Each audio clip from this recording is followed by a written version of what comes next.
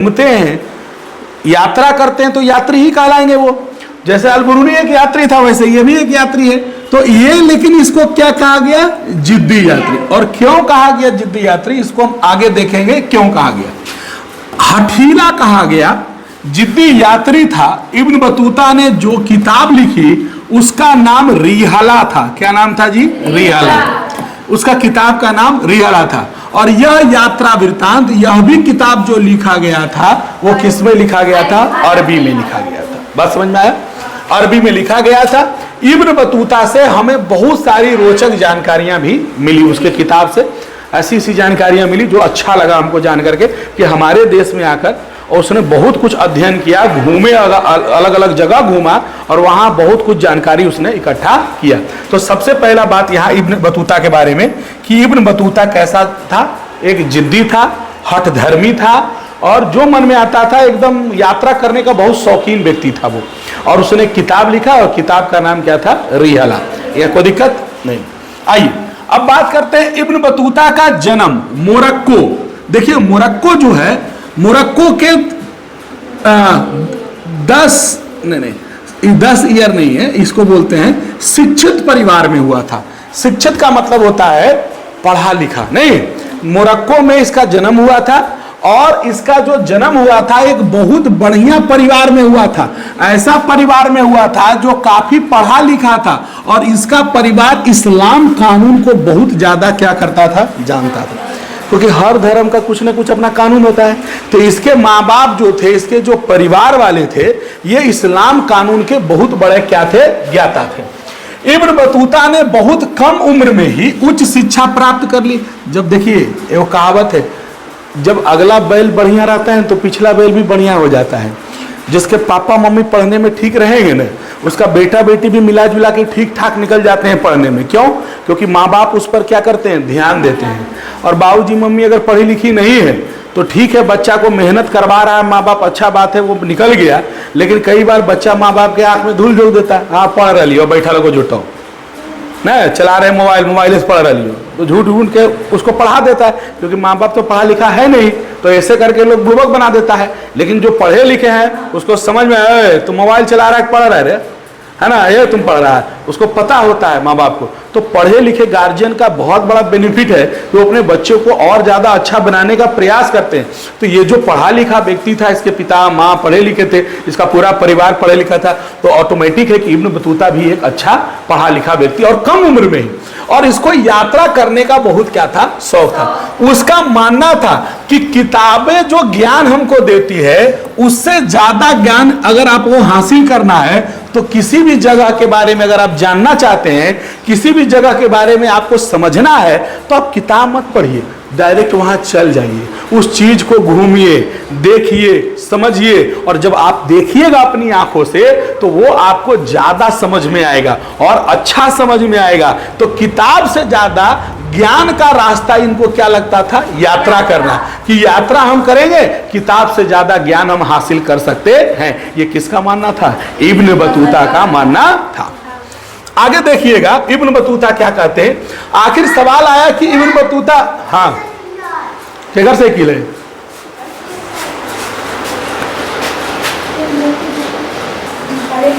चलो मिल गया न कम से कम।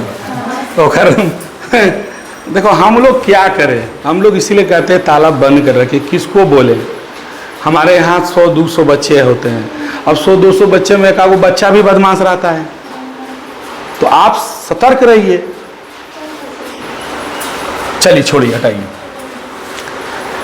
इब्न बतूता, सवाल उठता है कि इब्न बतूता भारत आया कैसे, जबकि इसका जन्म मोरक्को में हुआ था, तो भारत क्यों आया? है ना, मोरक्को देखिए हमारा तुम्हारा ईरान से आगे पड़ता है, मोरक्को पड़ता है। नक्शा में देखिएगा आपको पता चल जाएगा। इब्न बतूता भारत कैसे आया, तो जानिए। भारत से पहले उसने मक्का, सीरिया, फारस, ओमान, मध्य एशिया के रास्ते भारत वो पहुंचा था 1333 ईस्वी में। माने वो कई देशों का यात्रा भारत से पहले वो कर चुका था और वो स्थल मार्ग से यानी जमीन के रास्ते से 1333 ईस्वी में वो स्थल मार्ग से हमारे यहां सिंध पहुंचा। सिंध पहुंचना उसने मोहम्मद बिन तुगलक, एक वो राजा है मोहम्मद बिन तुगलक, उसके बारे में ये बहुत कुछ सुना था, इसीलिए वो उस सुल्तान से, मोहम्मद बिन तुगलक से मिलना चाहता था। और उस सुल्तान रहता था दिल्ली के लिए, आया सिंध और डायरेक्ट चल गया कहां? दिल्ली। चूंकि ये बहुत पढ़ा लिखा व्यक्ति था, बहुत जानकार व्यक्ति था, तो कहावत है कि जहां पढ़े लिखे लोग होते हैं या जो पढ़े लिखे लोग होते हैं उसको सम्मान और इज्जत हर जगह मिलता है ना। A learn man get respect everywhere. कहावत है कि ए लर्न मैन, एक शिक्षित व्यक्ति, गेट्स रेस्पेक्ट, वो सम्मान पाता है एवरीवेयर, जहां जाएगा वहां पाएगा वो, क्योंकि उसके पास क्या है? ज्ञान है। वो ज्ञान के माने ज्ञान के भंडार है उसके पास, ज्ञान के लिए उसको सम्मान किया जाता है, उसके सकल सूरत के लिए उसको सम्मान नहीं किया। तो बहुत पढ़ा लिखा था और डायरेक्ट आया सिंध, और सिंध से कहां चल गया? दिल्ली। और दिल्ली में राजा था कौन? मोहम्मद बिन तुगलक। राजा जो मुसलमान होते थे उनको हम सुल्तान भी कहते थे, है ना, उनकी अपनी भाषा है सुल्तान, है ना। इब्न बतूता का हुनर देखा ही गया उस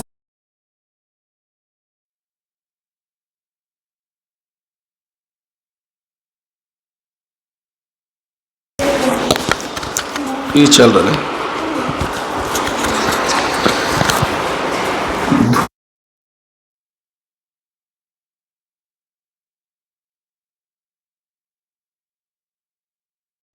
आवाज चल जाएगा।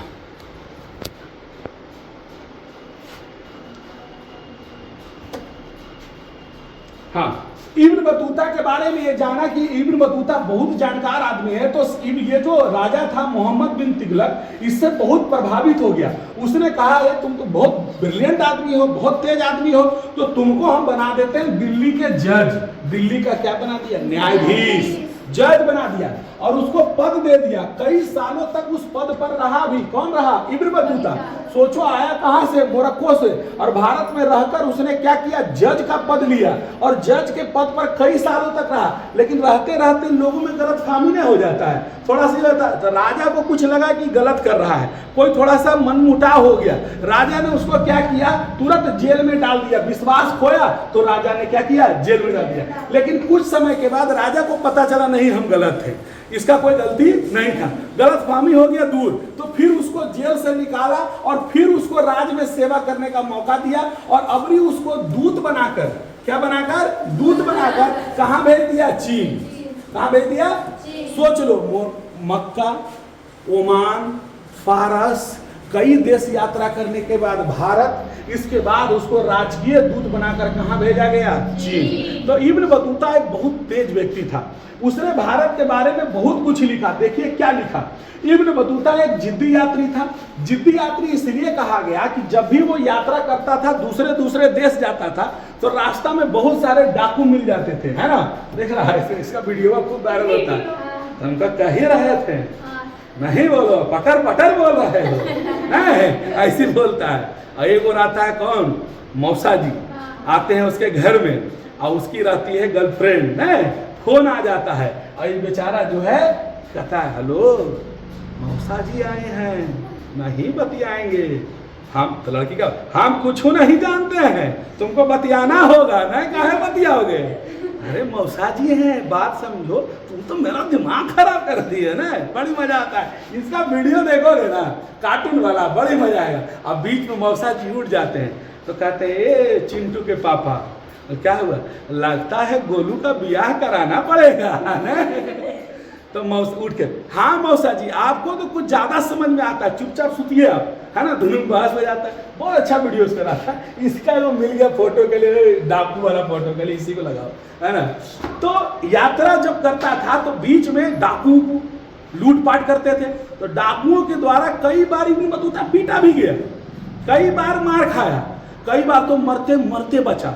लेकिन फिर भी बोला ना हम यात्रा करना।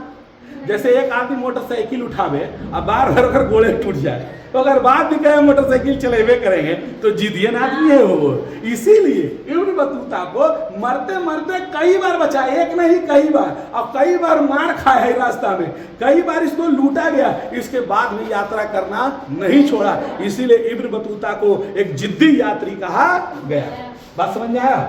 आगे देखिए, इब्न बतूता ने भारतीय शहरों के बारे में जब घूमा, देखा, समझा, तो उसने बताया कि भारतीय जो शहर है ना, भारत आया, भारत घूमा, उसके बाजारों को घूमा, भारत के शहर को वो देखा। उसने देखा कि भारतीय शहर में मौका बहुत है। अगर आपके अंदर कार्य करने की क्षमता है, आप में अगर कौशल है, टेक्निक आप जानते हैं, तो भारतीय बाजारों में आपको आगे बढ़ने से कोई रोक नहीं। अगर आपके पास कुछ है ही नहीं है तो फिर क्या हो? कुछ ना कुछ हुनर तो अपना होना चाहिए ना भाई। अगर कुछ ना कुछ हुनर आपके पास नहीं रहेगा तो आपको पूछने वाला कोई नहीं रहेगा। तो भारत घूमा और भारत के शहरों को घूमकर उसने बताया कि अगर किसी व्यक्ति के पास कौशल है और उसको काम करने का इच्छा है तो भारत के बाजार में अवसरों की कमी नहीं है, वो व्यापार में आगे बढ़ सकता है ना। शहर बड़ी बताया कि जो उस समय शहर होते थे, आज भी शहर भीड़ भाड़ वाला इलाका होता है, वहाँ खूब घनी आबादी होती है और सड़कें कैसी रहती है? चमक धमक वाली रहती है। ये किसने बताया? इब्न बतूता ने बताया। इब्न बतूता ने भारतीय शहरों के बारे में बताया। एक अंतिम बार अगर आप जरा देख लेते हैं, उसने ये भी देखा कि उस जमाने में भी, उस टाइम में भी जहां भी वो जाता था, उसने बताया कि बाजार रंग बिरंगे और सुंदर होते थे। दिल्ली को सबसे बड़ा उस जमाने में क्या कहा गया? शहर बताया गया। हालांकि उसके बगल में एक और जगह था जिसका नाम था दौलताबाद, लेकिन दौलताबाद को दिल्ली से कम नहीं बना। खास करके किस चीज में? आकार में। आकार के मामले में दौलताबाद दिल्ली को एकदम चुनौती देता था, एकदम उससे लगभग एकदम समान या यूं हो तो उससे बड़ा था, माने लगभग दोनों क्या था? सेम था। इसीलिए सबसे बड़ा दिल्ली को जरूर बताया गया, लेकिन दौलताबाद को भी कहा गया कि बहुत बड़ा क्या था? नगर था उस जमाने का। फिर ये भी उसने देखा कि सारे बाजार में मंदिर है और क्या है? मस्जिद है। ऐसा कोई बाजार नहीं दिखा जहां मंदिर और मस्जिद नहीं हो, यानी मंदिर मस्जिद उस समय से है।